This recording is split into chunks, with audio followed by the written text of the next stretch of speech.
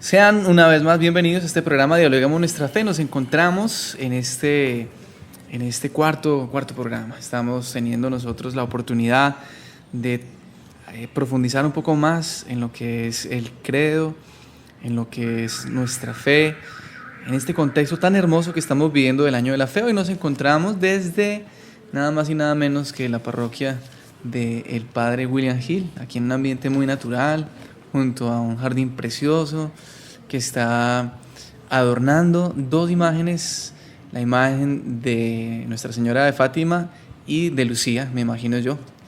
Padre. Realmente de Lourdes, la imagen de Nuestra Señora de Lourdes y de Bernadette. Yo sí decía, ¿por qué le faltan dos pastorcitos? Bernadette. Pues muy bien, Padre.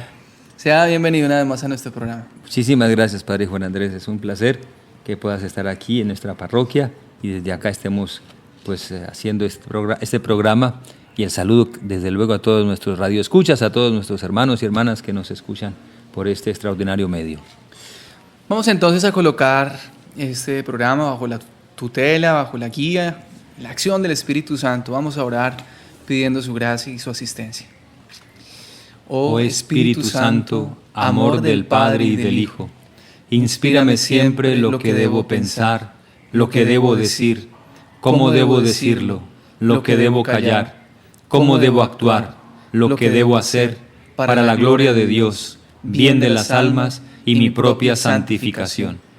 Espíritu Santo, dame agudeza para entender, capacidad para retener, método y facultad para aprender, sutileza para interpretar, gracia y eficacia para hablar. Dame acierto al empezar, dirección al progresar y perfección al acabar. Amén. Queremos saludar a todos los que están siguiendo este programa, Dialoguemos Nuestra Fe. Sabemos que ya hay algunos con los que hemos tenido la oportunidad de hablar directamente y nos han compartido su alegría, nos han compartido que están pendientes de este programa, inclusive una señora, la saludamos allá también donde se encuentra, dijo como en uno de los programas ustedes dijeron, saqué mi librito, mi catecismo que tenía por allá en los anaqueles, guardado. A un saludo a doña Lupita, que el Señor la bendiga, y a todas esas personas. También quiero saludar a Leito, que también ha estado muy contenta con el programa, y pues les agradecemos por estar en la sintonía de los 1260 AM, en particular de este programa Dialoguemos Nuestra Fe. Nuestro propósito es poder abarcar la primera parte del catecismo, lo que es la profesión de la fe. Como quedamos en el programa pasado, hoy vamos a continuar con el segundo capítulo de la primera sección. La primera sección es Creo, Creemos, y en el programa pasado hablamos y compartimos el capítulo primero, El hombre es capaz de Dios, donde pudimos mirar lo que este capítulo nos invita a tener muy presente, en primer lugar, el deseo de Dios que está escrito en cada ser humano, cómo podemos hablar de unas vías para acceder a Dios, para poderle conocer. Estas vías que son el mundo, que son el mismo hombre, y también todo lo que la Iglesia nos permite conocer de Dios. Por eso hablamos del conocimiento de Dios según la Iglesia. Nos quedaba pendiente era el cómo hablar de Dios. El catecismo nos propone tener muy presente que efectivamente el hombre, con las capacidades que Dios le ha dado, especialmente de la razón humana, puede hablar de Dios sin llegar a abarcar todo el misterio de Dios. Es verdad, nosotros teníamos como punto de partida el hecho de que el hombre es capaz de Dios porque Dios ha querido crearlo así, porque en su naturaleza dejó inscrita precisamente Dios esa capacidad para el hombre, y no solo la capacidad, sino también el deseo de ser completado, de ser, por decirlo así, perfeccionado y realizado en pleno en su ser en la comunión con Dios. Y ahí se genera entonces la necesidad de Dios. Pero al mismo tiempo Dios creó al hombre con esa capacidad de poderlo conocer, de poderlo entender, por decirlo así, en cuanto que Dios quiera dejarse conocer por el hombre. Y el hombre tiene pues la posibilidad de escuchar el mensaje de las criaturas, pero también la voz de su propia conciencia para alcanzar la certeza de que Dios existe realmente, de que Dios está presente, de que Dios es un ser personal y es un ser con el cual se puede entonces también interlocuir, con el que se puede dialogar. La Iglesia enseña entonces que ¿quién es el único Dios verdadero y Señor nuestro que puede ser conocido con certeza a la luz de la razón humana? Y esto es muy importante porque es prácticamente la manifestación, yo diría, optimista y esperanzadora de lo que es la verdadera humanidad. Y por último, pues, el Creador sin la criatura se diluye, decía la Gaudium et Spes, es decir, los creyentes saben que son impulsados por el amor de Cristo a llevar la luz del Dios vivo a los que no lo conocen e incluso a los que lo rechazan. Así que además de la capacidad de conocer a Dios y de amar a Dios, también el Señor ha dado la capacidad de dar a conocer a Dios. Y la Iglesia se entiende precisamente como llamada a mostrar a Dios, a dar a conocer a Dios y hacer que todos los hombres puedan recibir pues esa divina revelación de Dios mismo. Nuestra tarea y nuestra meta el día de hoy es poder abarcar el segundo capítulo de esta primera sección, de esta primera parte. Parece un trabalenguas, pero a la final es sencillo si ustedes también tienen su catecismo. Estamos en el numeral 50, exactamente. Allí empieza este capítulo segundo, donde podemos nosotros hablar como una mini introducción de este capítulo segundo, Dios al encuentro del hombre. Y nos dice este numeral que aunque el hombre puede conocer a Dios ciertamente, puede conocerle a Dios, reconocerle a Dios mediante sus obras, mediante las mismas facultades que el Señor le ha dado al ser humano por su razón natural especialmente. Hay un otro orden de conocimiento, hay digámoslo así, otra realidad que hace el hombre necesariamente dependiente de lo que Dios nos da, y es su revelación. Eso es lo que nos dice precisamente como esta mini introducción a este capítulo segundo. Sí, es real, o sea, la razón nos sirve y alcanza para poder establecer con certeza la existencia de Dios y que podemos tener una relación con Dios. Pero el cómo se da esa relación y lo que significa e implica para nuestra vida esa relación con Dios y todo lo que Dios quiere seguir actuando en nuestra existencia, solo lo podemos conocer gracias a que Dios se ha querido revelar. Y hay un conocimiento que entonces se alcanza de esa voluntad reveladora de sí mismo que tiene Dios solo a través pues, de la fe. Entonces, ese segundo nivel o ese segundo orden de conocimiento es el de la revelación a través de la fe. Pero primero hablemos justamente de la revelación, porque partimos de la iniciativa divina. Dios no solo quiere ser conocido como el que existe, sino también Dios quiere ser conocido como lo que es, como Padre, como Creador, como Señor. Y ahí Dios ha escogido todo un recorrido, todo un itinerario de su revelación, que viene desde la creación misma, porque las criaturas, ya lo dijimos, son expresión de la obra creadora de Dios, y ese Dios que habita en una luz inaccesible quiere también comunicar su propia vida divina a los hombres, libremente creados por Él, para hacer de ellos en su Hijo único hijos adoptivos. Nosotros vamos a ser sinceros, ¿no? Yo no creo que abarquemos todo el capítulo, porque el capítulo se divide además en artículos. Entonces, nuestra meta, aquí vamos. El tiempo es definitivamente oro, sí, y no lo podemos desperdiciar. Un dicho dice, el tiempo perdido no lloran los santos. Así que vamos a tratar de ser lo más concisos posible, lo más concisos que podamos. El artículo primero nos habla concretamente de la revelación de Dios. Y empezamos hablando de, según el título que nos presenta el Catecismo, Dios revela su designio amoroso. Dios revela su designio amoroso. Sí. Es bello pensarlo y decirlo así, porque precisamente el Dios que se revela es el Dios amor que dirá después, allá en el Nuevo Testamento, San Juan. Dios es amor y su revelación ya es expresión de su amor. O sea, se da a conocer porque ama. Y la revelación misma que Dios hace de sí mismo es la fundamental y primera prueba de su amor. Es un Dios que se interesa por el hombre, es un Dios que ama al hombre, es un Dios que ama todo lo que ha creado y por lo tanto se da a conocer. Eso es lo maravilloso. Cuando uno de verdad quiere mostrarle a una persona que la ama, pues lo primero que hace es darse a conocer y mostrar con hechos concretos, con palabras, con acciones que la ama. Pues bien, el amor de Dios se manifiesta en primer lugar dándosenos a conocer, mostrándosenos, haciendo gala de su existencia amorosa en favor nuestro. Y este es un dato maravilloso que nos llena de esperanza, de ilusión y de alegría y gratitud por la obra de la revelación de Dios.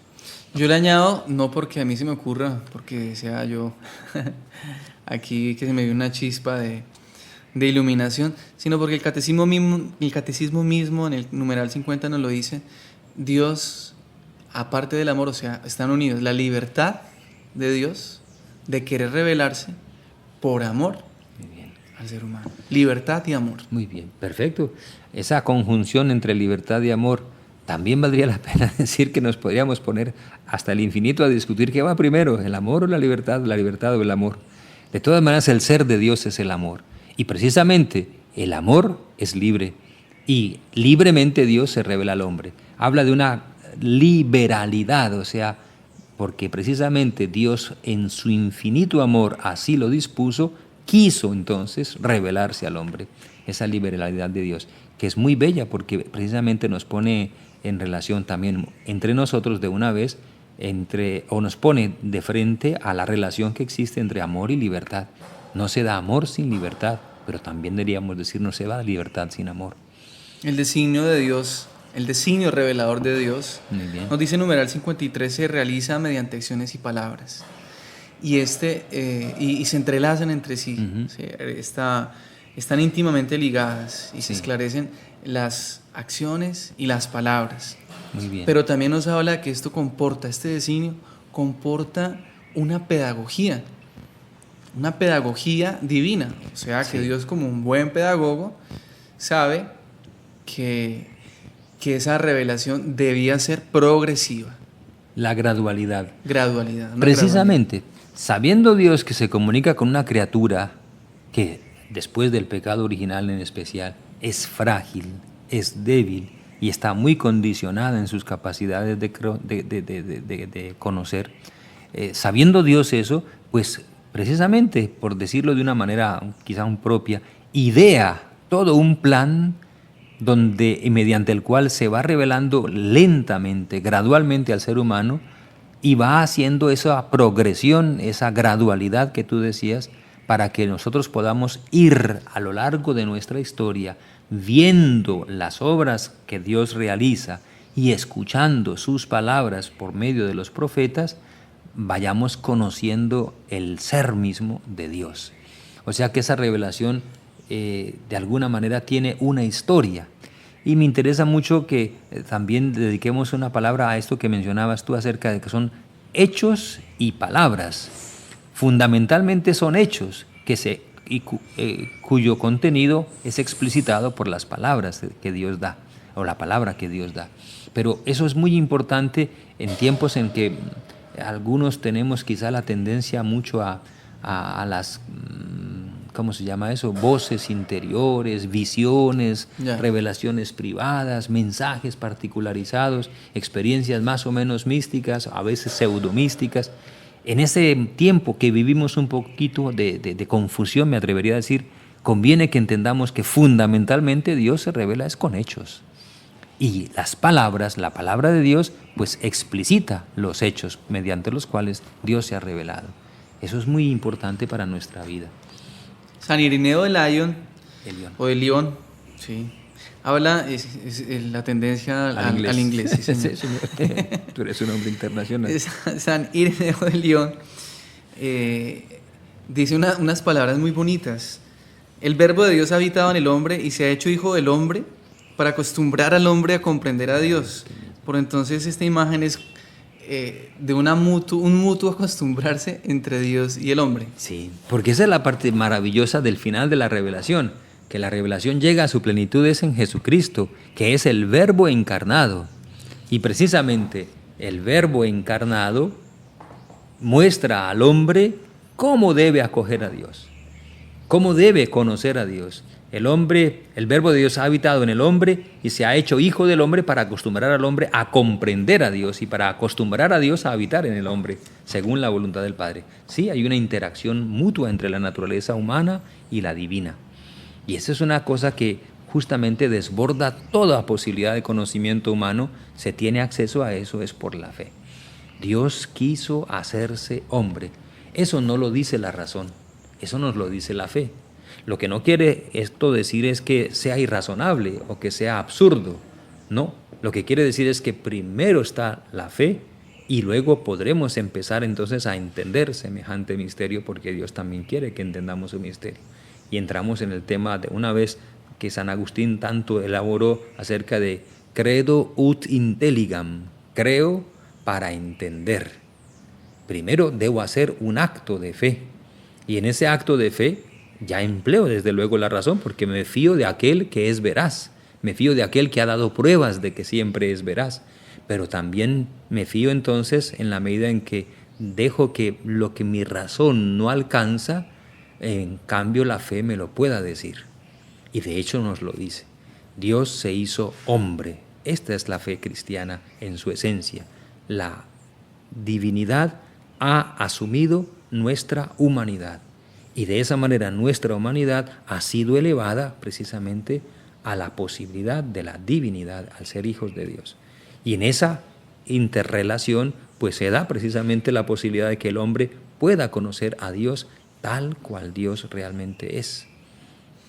Este designio de revelación de Dios mediante acciones y palabras, designio que por lo tanto se da en una gradualidad, nos hace entonces hablar. La Iglesia nos lo enseña en el Catecismo de unas etapas, unas etapas de la revelación. Sí. Vamos entonces como ampliando lo que ya hemos dicho. Lo que vamos a hacer en el Catecismo, como nos lo presenta, es explicitar lo que ya se ha dicho como de una manera sintética.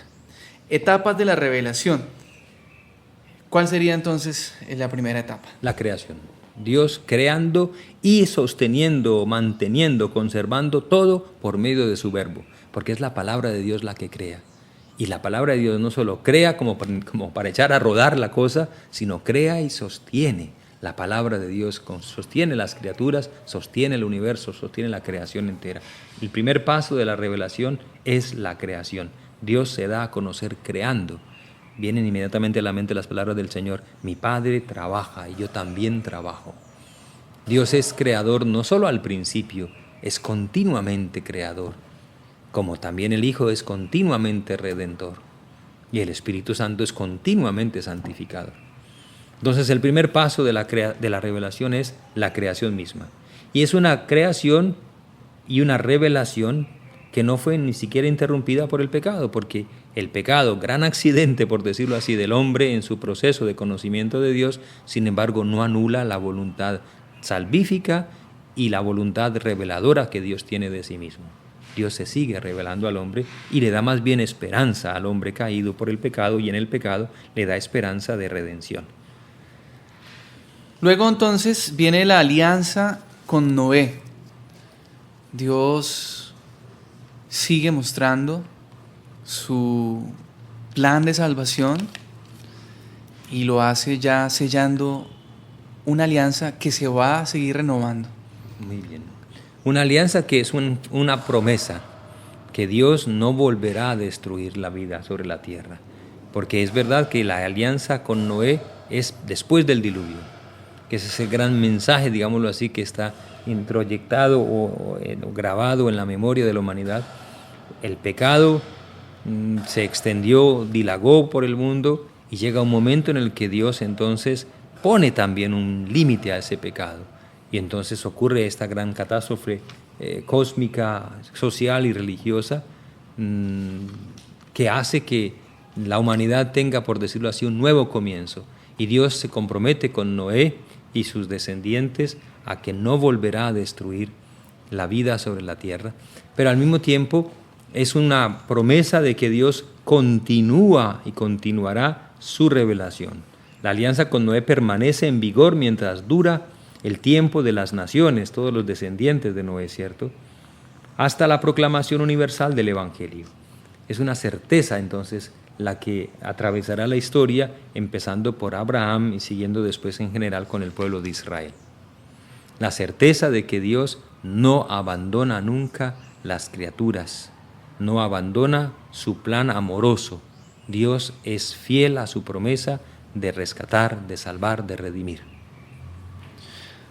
Vamos entonces a una pausa, quedamos ahí pendientes con una hermosa canción. Es una pausa en la que también les invitamos a que sigamos en esta actitud de aprender. Y qué bueno poder profundizar también a través de esta canción hermosa. Tiene un mensaje muy bonito, es el credo, pero al principio también Luis Enrique Ascoy, el autor de esta canción, nos quiere dar a entender que ahora más que nunca debemos decir creo.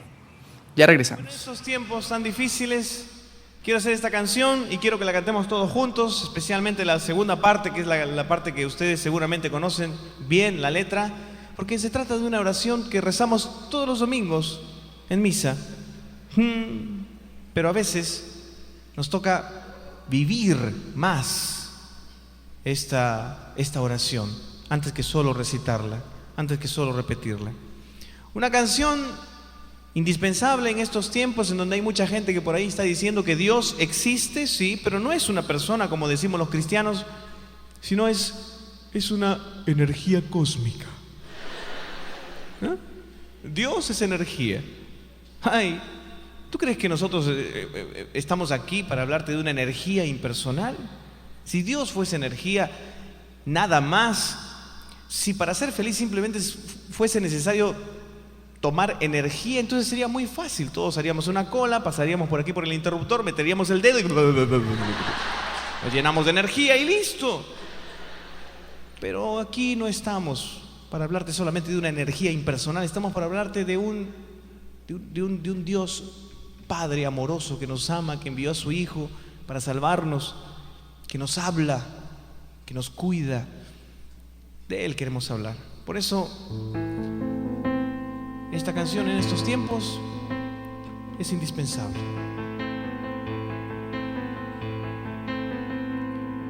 Ahora más que nunca y contra la opinión de tantos, entre voces de ultratumba y sus acordes camuflados, poemas y lisuras, siempre oscuro y nunca claro, los expertos de la duda y los que dudan por encargo.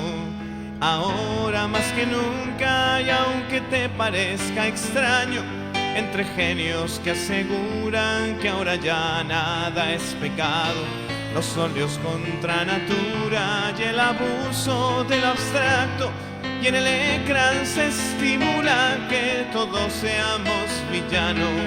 Ahora más que nunca y para decepción de varios, entre niños que pululan y fetos asesinados, entre algunos que disfrutan de las leyes del mercado. Mientras mi pueblo deambula sin comida y sin trabajo, ahora más que nunca y con los dientes apretados, entre horóscopos y brujas y un racismo solapado, entre Anás, Caifás y Judas, entre Herodes y Pilato. Y esa deuda que estrangula a todos mis pueblos hermanos, ahora más que nunca quiero que quede claro, respetando posturas, permítanos gritarlo.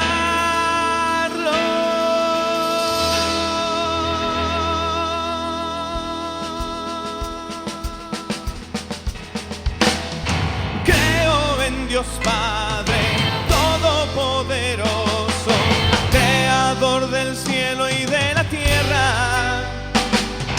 Creo en Jesucristo, su único Hijo, nuestro Señor, que fue concebido por obra y gracia del Espíritu Santo, y nació de Santa María Virgen, padeció bajo el poder de Poncio Pilatos, fue crucificado, muerto y sepultado, y descendió a los infiernos, y al tercer día resucitó de entre los muertos, y subió a los cielos y está sentado a la derecha de Dios Padre, y desde allí ha de venir a juzgar a los vivos y a los muertos. ¡Palmas!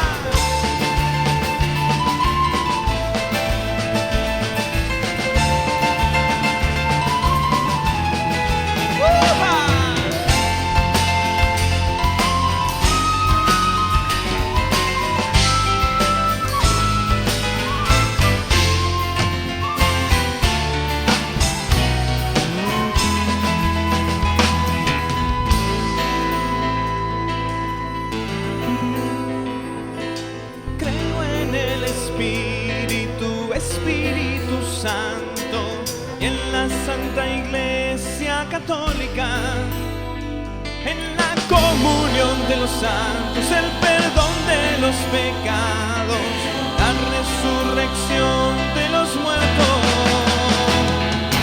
y la vida eterna. Amén. Y la vida eterna. Amén. Ahora más que nunca, ahora más que nunca. Amén. Amén. Amén. Amén. Amén. Amén.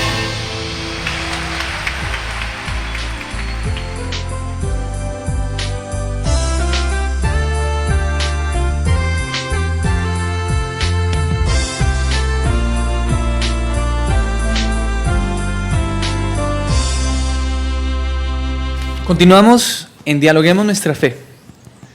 Estamos en este artículo primero del capítulo segundo de la sección primera de la primera parte.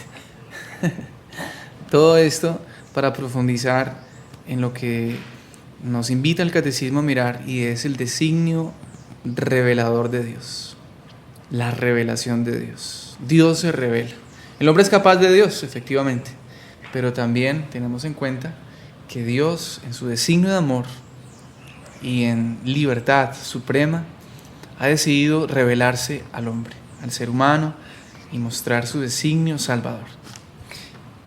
Esta manera de presentar y de pensar, notas seguramente, Padre Juan Andrés, que es como demasiado esperanzadora. O sea, es una cosa supremamente bella, porque nosotros no hablamos de un Dios, como dijéramos, esotérico, de un Dios extraño que solo unos cuantos iniciados pueden alcanzar a conocer o a vislumbrar, sino es el Dios precisamente que quiere que todos los hombres se salven y lleguen al conocimiento de la verdad.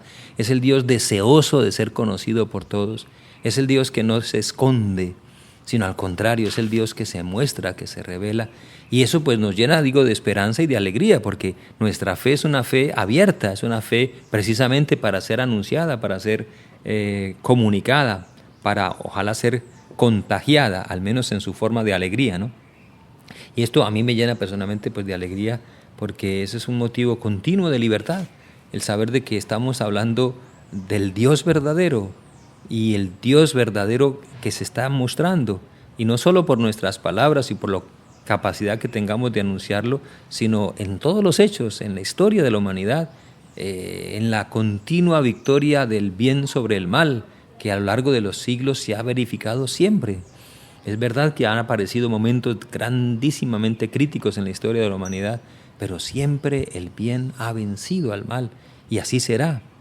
Y al mismo tiempo Dios se revela como el que sostiene la creación. Cuántos atentados contra la creación, cuántos cataclismos en la historia de la humanidad, cuántos grandísimos momentos de catástrofe, sí, de cataclismo y de aparente gran destrucción, y sin embargo han pasado esos momentos.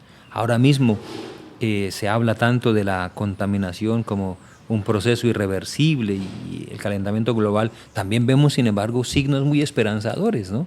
Signos muy esperanzadores cuando vemos tantas campañas ya también muy conscientes en el ser humano y en los seres humanos de poner reparo a los excesos y a los abusos en cuanto a eso de la contaminación de la creación. Y no solo eso, sino también los reparos mismos que la creación misma pues proporciona y da a esos grandes males que a veces le hemos infligido. Cómo Dios hizo una cosa maravillosa.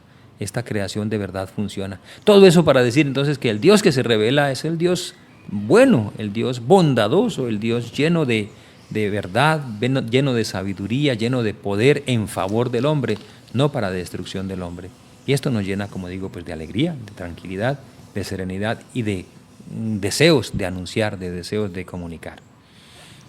Efectivamente. Y en esa revelación de amor que nosotros podemos constatar y que sobre todo la Sagrada Escritura nos permite vislumbrar, nos permite apreciar, nos encontramos que en esa gradualidad de la revelación, en la que podemos hablar de unas etapas, como le estábamos compartiendo antes, hace unos pocos minutos, llega un momento dentro de esa revelación de Dios donde hay algo puntual, un hecho muy puntual que es precioso y del cual nosotros pues somos hijos. Y es el momento en el que Dios elige y Dios llama a Abraham. Muy bien. Es un personaje central en nuestra fe y en la historia de la humanidad, porque es Abraham aquel personaje que viene del paganismo, como todos en aquel entonces, del cual sin embargo al cual Dios escoge y al cual le promete que de él saldrá una grandísima descendencia, incontable como no se cuentan las arenas de las playas ni las estrellas del firmamento. Y él mismo será padre de pueblos y a él se le dará entonces la bendición y en su nombre se bendecirán todas las naciones de la tierra. Esto es supremamente bello, nuevamente en esta misma línea de pensamiento acerca del Dios bueno que se revela a Abraham precisamente bendiciéndolo y haciéndole promesa de bendición, y le da a Abraham como esa primacía entre los primeros creyentes, entre los creyentes, haciéndolo padre en la fe de multitudes, de pueblos enteros. Génesis 12:3, en ti serán benditas todas las naciones de la tierra. Muy bien. Y cantamos nosotros esa, no sé de dónde salió, es una canción antigua, desde niño la cantaba yo. Muchos hijos tiene el Padre Abraham. Después le cambiamos, muchos hijos tiene el Padre Dios, no sé por qué razón. Quizás no teníamos las que le hicieron el cambio esa concepción porque es bíblica. Abraham es el padre de la fe. Naturalmente, muchos hijos tienen el Padre Abraham, y era un modo de reconocer justamente que esos hijos de Abraham están llamados a ser hijos de Dios en Jesucristo, es verdad. O sea que los hijos del Padre Abraham pues somos nosotros, porque de Abraham entonces brotó pues también el pueblo de Israel, el pueblo que viene de los hijos de Abraham, de la descendencia de Abraham, y del cual Dios hace su pueblo, su nación, para manifestarse precisamente en el contexto de las demás naciones y de los demás pueblos, y con este pueblo Dios hace alianza, y a este pueblo le cumple las promesas hechas a Abraham, pero al mismo tiempo le hace nuevas promesas, unas promesas de redención y de bendición que se vienen a cumplir fundamentalmente en Jesucristo. Esas promesas hechas al pueblo de Israel, que empiezan con las promesas hechas a Abraham, hacen de Israel justamente una nación escogida, un pueblo con una vocación maravillosa, la de ser depositario de la promesa hecha a los patriarcas, un pueblo de elección llamado a preparar la reunión un día de todos los hijos de Dios en la unidad de la Iglesia. Esto es supremamente importante, este paso del catecismo en el número 60, en el que nos recuerda entonces que hay unas raíces hay unos orígenes que se profundizan en el pueblo de Israel. Y esa raíz de la iglesia precisamente corresponde a esa vocación de ser el pueblo de Israel, pueblo de reunión, de asamblea, ¿cierto?, de los hijos de Dios dispersos. Ese pueblo será la raíz en la que serán injertados los paganos hechos creyentes, como lo recuerda San Pablo en la carta a los Romanos.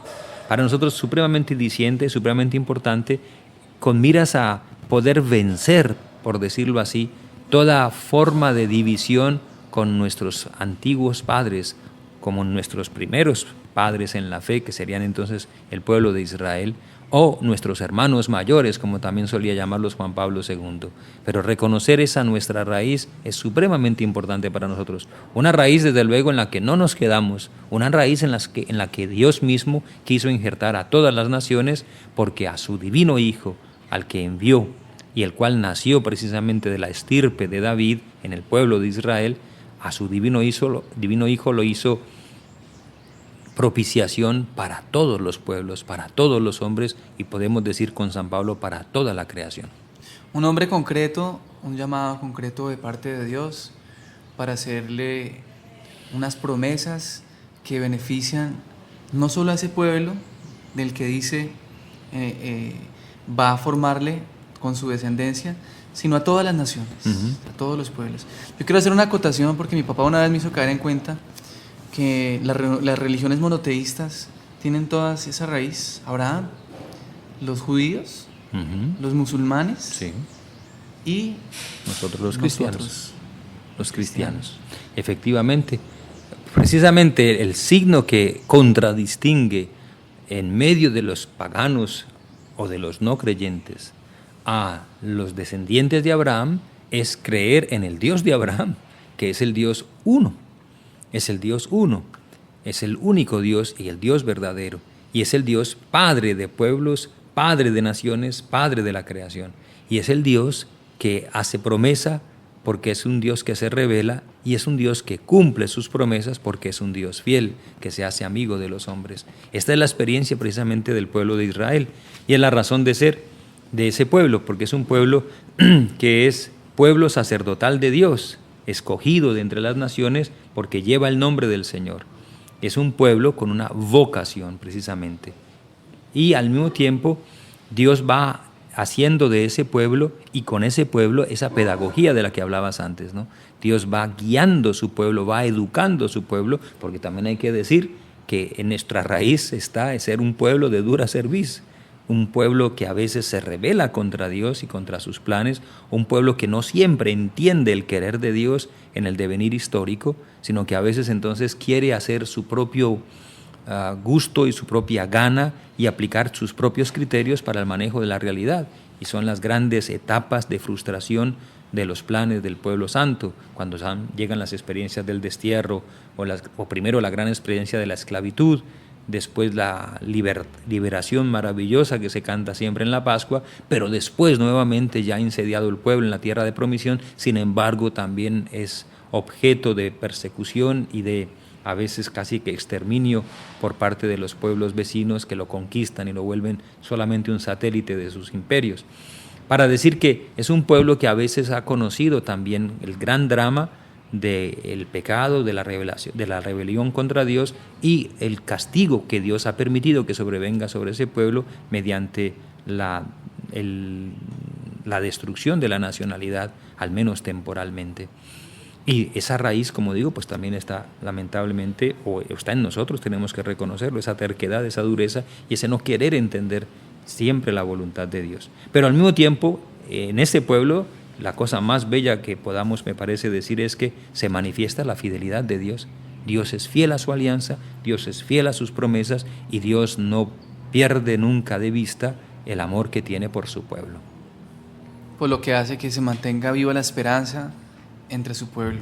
Precisamente. Es muy interesante y lo que estamos haciendo es pues prácticamente hacer un repaso rápido de la Sagrada Escritura en el Antiguo Testamento, que es justamente eso, ¿no? La revelación de Dios. Y con esa acotación final que hace el Catecismo en el número 64, como de ese pueblo y en ese pueblo Dios siempre se conservó un resto, ¿no?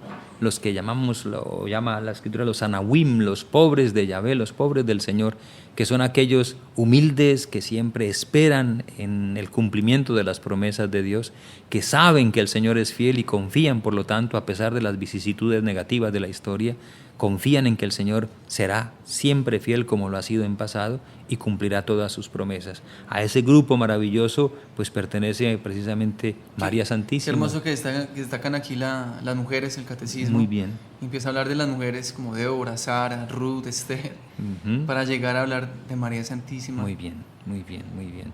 Y también al lado de ella, pues sí, claro, grandes hombres, los profetas serían también de esos pobres del Señor. Queríamos como esa selección o clasificación, digamos, como de etapas con nombres concretos a los cuales les podemos dar una denominación. Los patriarcas, sí, ¿cierto?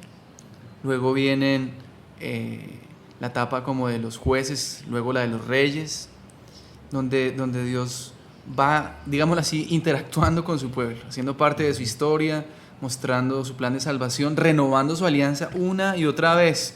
Recuerden que ustedes son mi pueblo, yo soy su Dios. Muy bien.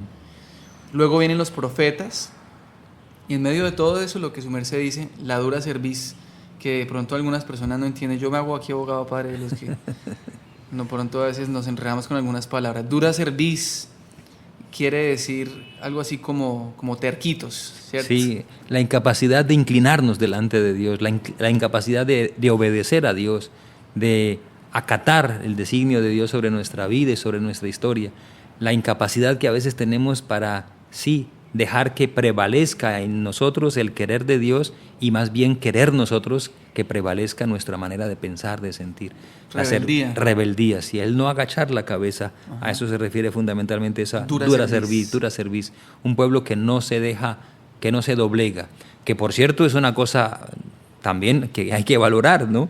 Porque justamente no nos podemos doblegar al pecado, no nos podemos doblegar a los poderes de este mundo, no nos podemos, ni ese pueblo se debe doblegar nunca a las tiranías de este mundo, pero sí debemos todos agachar, declinar nuestra cabeza, inclinar nuestra cabeza ante el designio de Dios. Esos pobres de Yahvé de los que estamos hablando precisamente son aquellos que han siempre dejado que primero sea la voluntad de Dios en su vida y después sus propios intereses. Por eso el grandísimo y maravilloso ejemplo es María Santísima, nada menos que aquella que en medio de un pueblo que siempre se tuvo y se tiene por pueblo libre, se declara sin embargo esclava del Señor. Sí, libre frente a todos los demás pueblos, pero ante el Señor esclavos. Y esa manera de inclinar y de declinar el propio propósito, el propio plan, el propio proyecto delante de la voluntad de Dios es lo que debe caracterizar también entonces pues nuestra vida como creyentes en Cristo, ya que Cristo, como lo revela San Pablo, se hizo obediente hasta la muerte y muerte de cruz. Y por eso Dios lo exaltó concediéndole un nombre delante del cual se dobla toda rodilla en el cielo, en la tierra, en el abismo, hasta que toda lengua proclame Jesucristo es Señor para gloria de Dios Padre. O sea, esa es la actitud fundamental entonces, la obediencia a Dios, ya, a imitación de Cristo Jesús.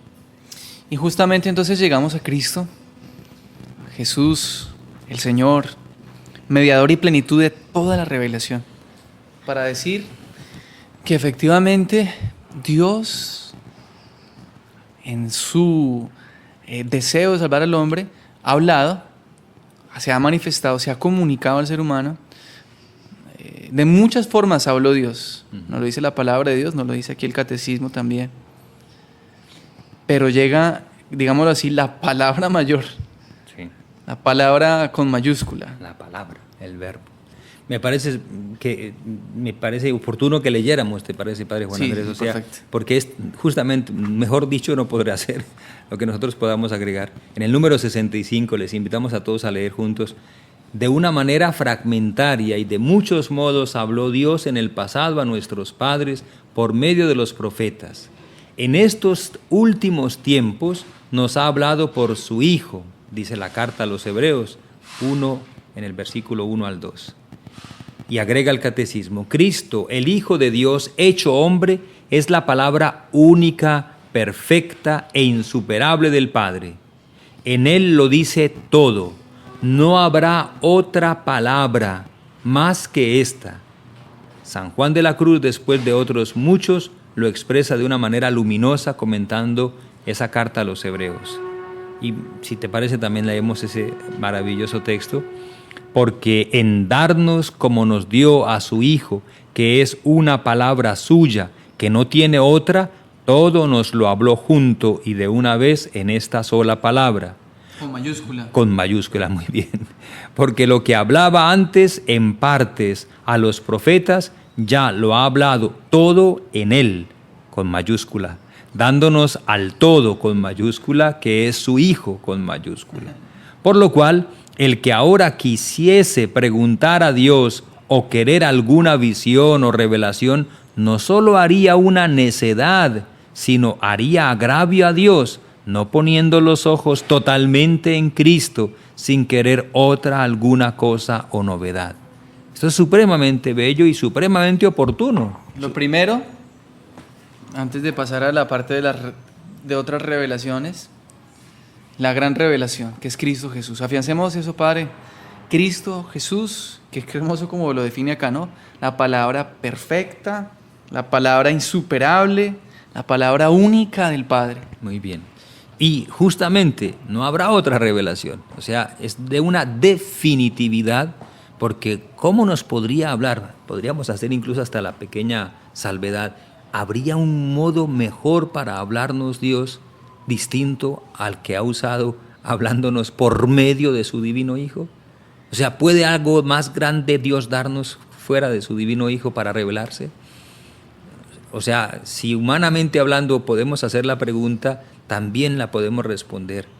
Y no hay posibilidad de que Dios pueda darse más y mejor a nosotros para darse a conocer que a través de su divino Hijo, el cual, como lo dice la carta a los hebreos, es impronta de su ser. Es impronta de su ser. Por lo tanto, esa definitividad de la palabra hecha carne tiene que ser para nosotros pues el motivo de grandísimo consuelo y también de grandísima satisfacción, porque no podemos estar como aquellos que no conocen a Dios buscando la última novedad y el último grito que se le ocurrió al último vidente, o estar detrás de los que anuncian una grandísima nueva revelación, ahora sí, lo que Dios quiere, etcétera. Sí. Tenemos que hacer... Antes de que Padre siga compartiendo esa parte, quisiera, lo interrumpo para decir precisamente algo que me parece que aquí cabría perfectamente, y es lo que nos han dicho también los obispos últimamente, especialmente en Aparecida, donde nos dicen que no somos la religión del libro, sino de la persona. Y entonces, al afirmar que Cristo es la palabra mayor, la palabra que revela, ¿cierto? Ya no hay más que decir, Dios no tiene nada más que decirnos, todo nos lo ha dicho en Jesús. Sí. Entonces, si decimos que Él es la palabra hecha carne, por lo tanto no podemos quedarnos reducidos solo a un libro. Somos más que la religión del libro, somos la religión de la palabra, la religión que sigue a la persona, que es Jesús. Perfecto, perfecto. Y me parece que en esa expresión los obispos están queriéndonos precisamente decir que no debemos tampoco conformarnos con aprendernos la palabra de memoria, la Biblia de memoria, ni podemos entonces contentarnos con un conocimiento de Dios que se reduzca a conocer su palabra, sino que siendo palabra hecha carne, su divino Hijo, nosotros debemos entrar en comunión con Cristo. Y esa comunión la realizamos precisamente sacramentalmente, por medio de hechos concretos en nuestra vida que nos dan participación en la vida de Jesucristo. O sea que esa capacidad que los obispos reconocen en nosotros de poder acoger la palabra, no es solo intelectualmente que podemos acoger esa palabra, sino que esa palabra se hace vida en nosotros porque es palabra viva, porque es la adorable persona de Jesucristo que viene al encuentro nuestro no solo de un modo meramente intelectual, que también, sino de un modo vital, de un modo que transmite y comunica existencia y acrecienta en nosotros su presencia, como es la vida sacramental y la vida de la caridad. La vida concreta de la comunión entre nosotros, la solidaridad cristiana, la fraternidad verdadera entre nosotros. O sea, así como decimos que Dios se revela principalmente con hechos, pues nosotros también en nuestros hechos debemos acoger la palabra hecha carne. Y los hechos de nuestra vida, empezando por los hechos sacramentales, son la mayor forma de revelación de esa palabra hecha carne en nosotros. Esto también me parece que nos ayuda a superar una tendencia, como digo, a la novedad de las intervenciones extraordinarias de Dios en nuestra vida. Por ejemplo, el milagrerismo. Porque es verdad que Dios hace milagros continuamente, pero es verdad que nosotros vivimos en esta etapa por la fe y de la fe. Y por lo tanto no debemos estar siempre buscando el nuevo milagro o la nueva extraordinaria manifestación de algo raro para creer. Recordemos ese encuentro tan trascendental que hubo entre nuestro Señor Jesucristo resucitado y sus apóstoles, y en concreto el que tuvo con Tomás, el que no estaba en el primer domingo cuando Jesús se apareció a ellos, y que dijo claramente cuando los discípulos le dicen: hemos visto al Señor, y él dice con ese escepticismo que se volvió histórico: si no meto el dedo en la señal de los clavos, si no meto la mano en el costado, no creeré. Y a los 8 días Jesús, de nuevo, estando ellos con las puertas cerradas, se aparece en medio de ellos y les dice: pasa a vosotros. Y después dice a Tomás: Tomás, trae acá tu dedo, trae acá tu mano, aquí está mi costado. Y no seas incrédulo, sino creyente. Y Tomás dice: Señor mío y Dios mío. Y Jesús le responde: ¿por qué me has visto, has creído? Dichosos los que sin ver crean. Esto es para nosotros supremamente importante. No estemos siempre pendientes del milagro y del último milagro, de la última sanación, para poder ahí sí creer, porque eso es en verdad faltar a la fe. Estemos atentos a creer ya, hoy, aquí, ahora, en que Dios en su infinita misericordia se manifiesta en mi vida, está presente, porque Él, al darnos el santo bautismo, no nos engañó, ni nos dio una ilusión, nos dio realmente su Santo Espíritu. Vivamos, por lo tanto, ya de la presencia de Dios en nosotros y en medio de nosotros, y actuemos conforme a la voluntad de Dios. No esperemos el milagro para creer. Esto es supremamente importante. Y no esperemos también la visión o la profecía, que hay en alguna iglesia que sí me dan profecía, que hay algún sacerdote que sí me da sanación, o que sí hay un hermano que ese sí, cuando imponen las manos se siente un fuego y la gente se cae, etc. Dejémonos de eso. El Señor nos está invitando a una fe madura, a una fe adulta y a una fe seria y responsable, a no vivir solo de la espectacularidad, del milagrerismo y de la extraordinariedad. Vivamos en la vida ordinaria el encuentro con el Señor, porque Él está en medio de nosotros y porque el Señor nos está continuamente llamando a una imitación suya, y Él mismo se hizo pobre, se hizo austero, se hizo sencillo, y los milagros los hizo como expresión de su amor a la humanidad, como compasión con los enfermos, con los pobres, los miserables, pero también como expresión fundamental de su divinidad. Pero al mismo tiempo el mayor signo de su divinidad es su resurrección. Está vivo y está presente en medio de nosotros, y con su presencia colma al universo. Hacemos la aclaración que el Padre William y lo que estamos compartiendo aquí es una afirmación que no niega que haya milagros, que haya sanaciones. No, claro que no. Y esta última parte, que es bien interesante, donde se reafirma que en Cristo se ha revelado todo, el designio salvador de Dios. Muy bien. Y todo tiene que referirse a Cristo. Porque aquí nos habla de las revelaciones privadas, que efectivamente las hay. No estamos negando las revelaciones, no estamos negando que Dios a personas concretas les haya dado como un don particular, donde Él muestra su designio amoroso, como en el caso, por ejemplo, de las apariciones marianas, como en el caso, por ejemplo, de la devoción a Jesús de la Misericordia, al Sagrado Corazón, pero que obviamente esto va con un acompañamiento de la Iglesia para verificar que realmente es de Dios y que va en concordancia con la palabra, con la Escritura y con la revelación dada en Cristo Jesús. Es lo último que nos dice acá. O sea, por afirmar algo, no estamos negando lo otro. Claro que no. Lo que estamos haciendo es justamente, por decirlo así, anticipándonos a un tema, y al mismo tiempo aprovechando la coyuntura en que estamos viviendo, una coyuntura un poco particular, exacerbada un poco por una cierta cultura, ¿cierto?, de lo extraordinario, de lo fenomenológico, de lo atrayente, porque particularmente escandaloso y espectacular. Y tenemos que apartarnos nosotros los creyentes. Yo me permito asociar esto, por ejemplo, a la figura del Papa Francisco.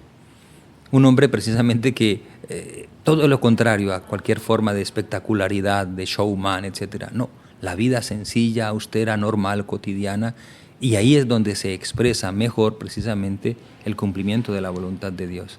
Lo que, digamos así, me parece importante en todo esto es, como bien dices tú, no negar que Dios haga milagros y que haya personas a las que el Señor concede semejante don y que haya también momentos de profecía, etc. No estoy negando nada de eso. Lo que estoy insistiendo es que eso tiene su puesto y no es el principal. Ajá. El principal... Y que si su función no puede ser la de mejorar o completar la revelación. Muy porque, bien, muy bien. O sea, partiríamos de algo que no tiene sentido, que no tiene lógica dentro de lo que enseña la Iglesia. A mí me viene a la mente un ejemplo de la vida de los santos. Por ejemplo, San Juan Bosco, ¿no? Son famosísimos los tantos y tantos milagros que hizo don Bosco, ¿cierto?, en vida y también después de muerto. Tantísimas manifestaciones milagrosas por la intervención de don Bosco o por la intercesión de don Bosco.